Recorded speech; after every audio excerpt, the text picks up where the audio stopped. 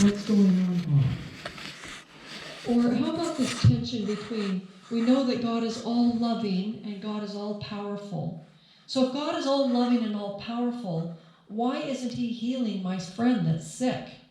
Why isn't he coming and taking me out of this depression? Why isn't he changing my situation or situation of the world? What is wrong?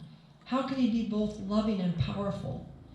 And I think we're like the disciples, left in the middle with a lot of questions, and yet drawn along because of what we've seen of Jesus in the past, and we know that he's more than just us. He knows more. He's God.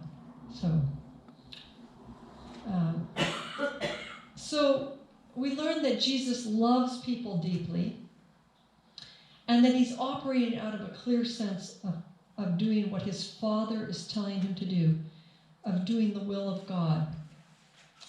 So what else do we learn about in this passage?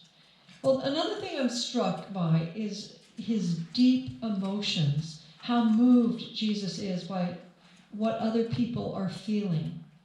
In verse 33 it says, when Jesus saw Mary weeping and the other Jews who had come along with her also weeping, he was deeply moved in spirit and troubled.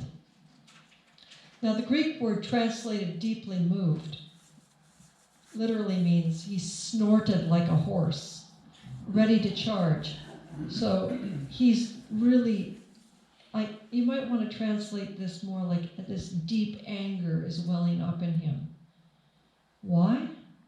Because Jesus is angry with sin and death, that God's good creation has been distorted and destroyed by the power of evil ever since the fall in the Garden of Eden.